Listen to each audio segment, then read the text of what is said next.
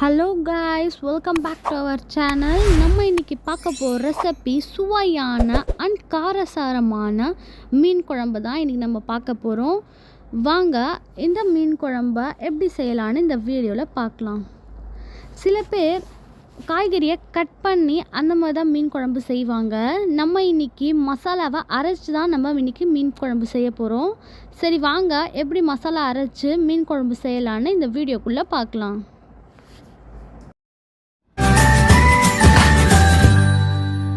First நான் இன்றைக்கி வெங்காயம் அண்ட் தக்காளி, இஞ்சி பூண்டு பேஸ்ட், அரைச்சி தேங்காய் எடுத்துருக்கேன், கொத்தமல்லி, அப்புறமா 3 பச்சை மிளகா. ஃபர்ஸ்ட் நம்ம இப்போது வெங்காயத்தை கட் பண்ணிக்கலாம். நான் கட் பண்ணி அரைச்சி எடுத்துக்க போகிறேன்.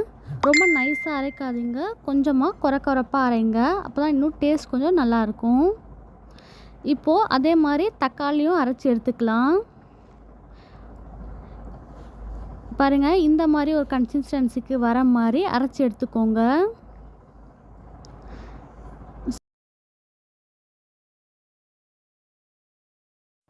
இப்போது மீன் குழம்புக்கான பாத்திரத்தை எடுத்து வச்சுட்டு அது தேவையான அளவு எண்ணெய் ஊற்றிக்கோங்க. எண்ணெய் காஞ்சதுக்கப்புறமா நம்ம அரைச்சி வச்சுருக்க வெங்காயத்தை அதில் சேர்த்துக்கோங்க. வெங்காயம் நல்லா வதங்கட்டும், அதோட பச்சை வாசனை போகிற வரைக்கும் நல்லா வதக்குங்க. ஏன்னா நீங்கள் எந்த அளவுக்கு வெங்காயத்தை வதக்குறீங்களோ அந்த அளவுக்கு மீன் குழம்பு ருசியாக இருக்கும். இப்போது வெங்காயம் நல்லா வதங்கிட்டு வருது. அதோட கலர் கொஞ்சம் லைட்டாக ப்ரௌனிஷ் கலர் சேஞ்ச் ஆன உடனே அதுக்கப்புறமா நம்ம இஞ்சி பூண்டு பேஸ்ட் சேர்த்துக்கலாம்.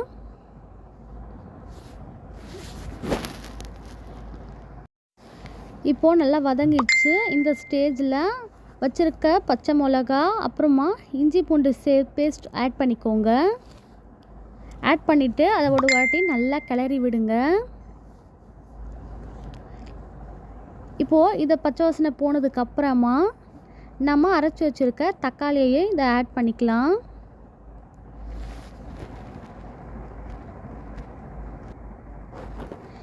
இப்போது தக்காளியை சேர்த்துட்டு அதை ஒரு வாட்டி நல்லா கிளறி விடுங்க. இப்போது எல்லாமே சேர்ந்து நல்லா குக் ஆகட்டும்,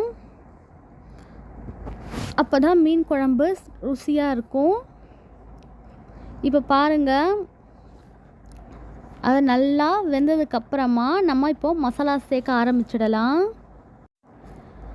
இப்போது 1/4 டேபிள் ஸ்பூன் மஞ்சள் தூள், அப்புறமா 3 டேபிள் ஸ்பூன் மிளகாய்த்தூள், அப்புறம் அதே மாதிரி 2 டேபிள் ஸ்பூன் மல்லித்தூள் ஆட் பண்ணிக்கோங்க. உங்கள் டேஸ்ட்டுக்கு ஏற்ற மாதிரி மிளகாத்தூள் கம்மியும் பண்ணிக்கலாம், இல்லை அதிகமாகவும் எடுத்துக்கலாம். நான் இன்றைக்கி 3 ஸ்பூன் எடுத்திருக்கேன். இப்போது அந்த மசாலாஸ்லாம் நல்லா கிளறி விடுங்க. தேவைப்பட்டால் கொஞ்சமாக தண்ணியும் ஆட் பண்ணிக்கலாம். பிகாஸ் அடி பிடிச்சிடும் அப்படின்னு நினச்சிங்கன்னா லைட்டாக தண்ணி ஆட் பண்ணிக்கோங்க. இப்போது இந்த ஸ்டேஜில்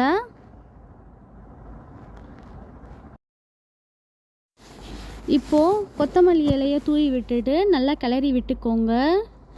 நான் இதில் சொல்ல மறந்துட்டேன், நீங்கள் மசாலா சேர்க்கும் போதே அரைச்சி வச்சுருக்க தேங்காவையும் ஆட் பண்ணிக்கோங்க. பிகாஸ் நான் அப்போது வீடியோ எடுக்கல, மறந்துட்டேன்.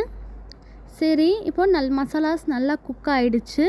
இதுக்கப்புறமா நம்ம கரைச்சி வச்சுருக்க புளி தண்ணியை இதில் ஆட் பண்ணி கொதிக்க விடலாம்.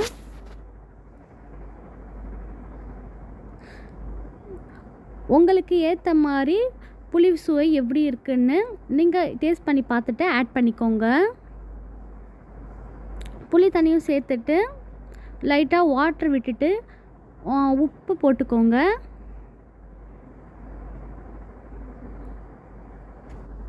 அப்புறமா உங்கள் குழம்புக்கு ஏற்ற கன்சிஸ்டன்சிக்கு ஏற்ற மாதிரி நீங்கள் தண்ணி ஆட் பண்ணிக்கலாம். நான் இன்றைக்கி 2 கிளாஸ் அளவுக்கு தண்ணி ஆட் பண்ணியிருக்கேன். கொஞ்சம் வாட்டரியாக தான் வச்சுருக்கேன் குழம்ப, பிகாஸ் அப்போ தான் மீன் சேர்க்கும்போது அது கரெக்டான கன்சிஸ்டன்சியில் இருக்கும். இப்போது அது குக் ஆகிறதுக்கு ஒரு 10 நிமிஷம் மூடி வச்சுடுங்க. இப்போது நான் இன்றைக்கி செங்கரா 1 கிலோவும் ஷீலா 1 கிலோ எடுத்திருக்கேன். இதில் பாதி தான் நான் வந்து குழம்புக்கு போட போகிறேன். மீதியை வந்து ஃப்ரை பண்ணி எடுத்துக்கலான்னு இருக்கேன். ஸோ நான் பாதி செங்கராவும் பாதி ஷீலா இப்போ குழம்புல போட போகிறேன். சரி வாங்க, இப்போ ஒரு 10 to 15 மினிட்ஸ்க்கு அப்புறமா குழம்பு நல்லா குக் ஆகிருக்கும். பாருங்கள் எவ்வளோ நல்லா பபுள்ஸ் வருது, நல்லா இருக்குன்ட்டு.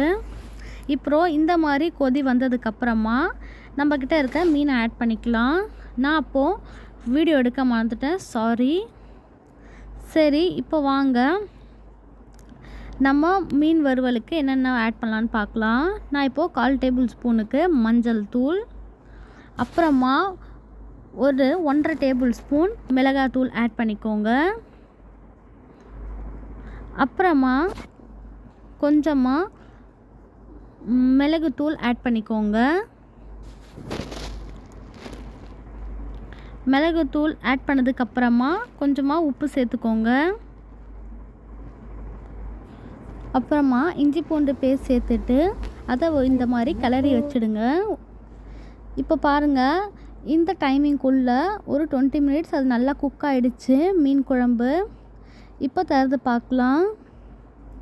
பாருங்கள், நம்ம போட்ட மீன் நல்லா குக் ஆகிருக்கு. இப்போ அதை ஒரு வாட்டி திருப்பி போட்டுக்கோங்க.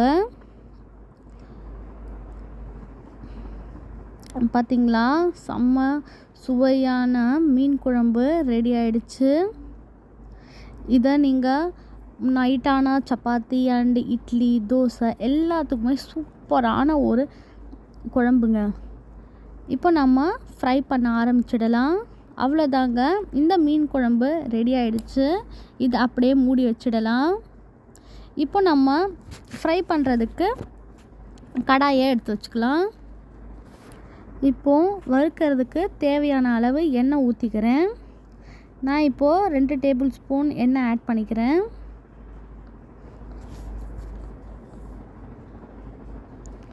அதுக்கப்புறமா இப்போது எண்ணெய் காஞ்சதுக்கப்புறமா மீனை வறுக்க ஆரம்பிச்சிடலாம். பாருங்கள், எண்ணெய் நல்லா காஞ்சிடுச்சு. இப்போது ஒவ்வொரு மீனாக சேர்த்து ஃப்ரை பண்ண போகிறோம். அவ்வளோதாங்க, இன்றைக்கி நம்ம சுவையான மீன் குழம்பு அண்ட் மீன் ஃப்ரை எப்படி பண்ணுறதுன்ட்டு இந்த வீடியோவில் பார்த்துருக்கோம். நீங்களும் இந்த மீன் குழம்பு அண்ட் மீன் ஃப்ரையை வீட்டில் ட்ரை பண்ணி பார்த்துட்டு எப்படி இருந்துச்சுன்னு கமெண்ட் பண்ணுங்கள். அண்ட் மறக்காமல் நம்ம ஜாஸ் கிச்சன் சேனலை சப்ஸ்கிரைப் பண்ணுங்கள். தேங்க்யூ ஃபார் வாட்சிங்.